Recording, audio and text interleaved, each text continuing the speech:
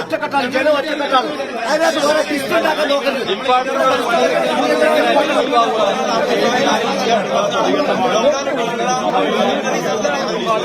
MS Aneesh Kumar തുടരുന്നുണ്ട്. അനീഷ്, വനംവകുപ്പ് വിശദീകരിക്കുന്നത് പോലെ കാപ്പിത്തോട്ടത്തിൽ കടുവയുടെ സാന്നിധ്യമുണ്ട്, ഡ്രോൺ പരിശോധന അടക്കം നടക്കുന്നു. ഇന്ന് ഇത് സംബന്ധിച്ചുള്ള വനംവകുപ്പിന്റെ ഒരു ആക്ഷൻ പ്ലാൻ എങ്ങനെയാണ്? ദൗത്യം എങ്ങനെ മുന്നോട്ട് കൊണ്ടുപോകുന്നതാണ് അവരുടെ തീരുമാനം?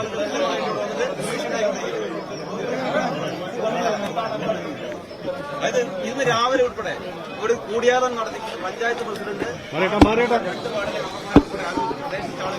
ഈ ദുരിതം അനുഭവിക്കുന്ന ആളുൾപ്പെടെ ആലോചിച്ചുകൊണ്ട് ഒരു തീരുമാനമെടുത്തിരുന്നു.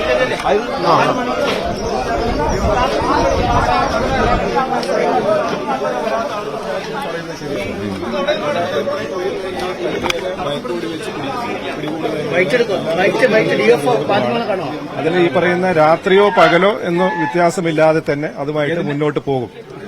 രാവിലെ ഇവിടെ കടുവ ആക്രമിച്ച് ആട് ചത്തു. ആ സമയത്ത് കടുവ തൊട്ടടുത്ത പറമ്പിലുണ്ടായിരുന്നു. നിങ്ങൾ കണ്ടിട്ട് വെടിവെച്ചില്ല എന്ന് വീട്ടിലെ വീട്ടുകാരെ അപ്പം നമ്മളോട് പ്രതികരിച്ചിരുന്നു. അല്ല, അത് പുലർച്ചെ തന്നെ ഡോക്ടർമാരിവിടെ എത്തിയിരുന്നു, അതിനുള്ള ശ്രമം നടത്തിയിരുന്നു.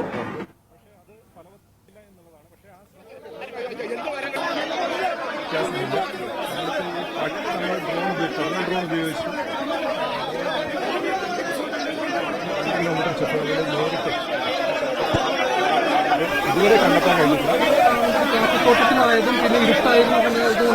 അതെ, കഴിയാതിരുന്നത് തീർച്ചയായിട്ടും. അതായത് ഈ പറയുന്ന രാവിലെ ഒരു കാപ്പിത്തോട്ടത്തായതുകൊണ്ടും ഇരുട്ടായതുകൊണ്ട് തന്നെയാണ് നമുക്ക് രാവിലെ ഈ പറയുന്ന മയക്കുവെടി വെക്കാനുള്ളൊരു സാഹചര്യം അനുകൂലമല്ലാതെ വന്നത്.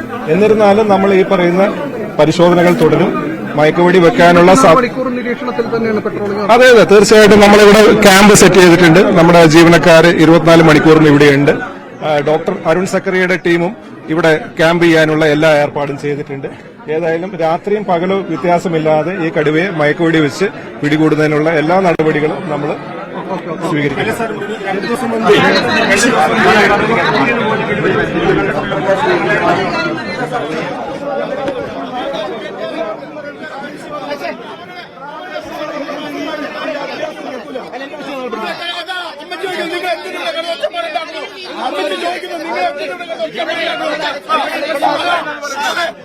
നിങ്ങളോട് ചോദിക്കുന്നത് എന്തിനാ നിങ്ങൾ ഇവിടെ കിടന്ന് ഒച്ചപ്പാടില്ല?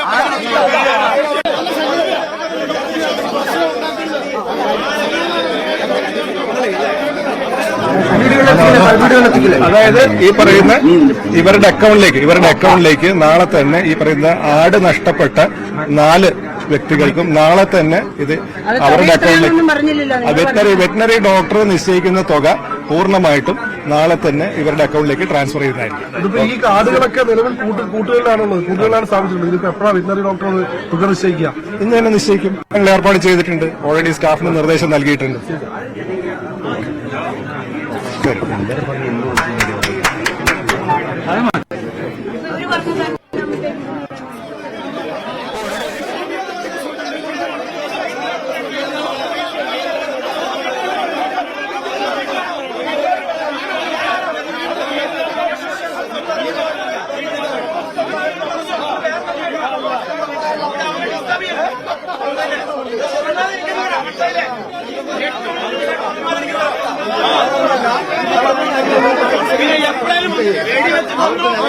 DFIയുടെ പ്രതികരണമാണ് കേട്ടത്. അവിടെ എന്തായാലും വേഗത്തിൽ പ്രദേശവാസികളുടെ പ്രതിഷേധമടക്കം പരിഗണിച്ചുകൊണ്ട് വേഗത്തിൽ തീരുമാനം.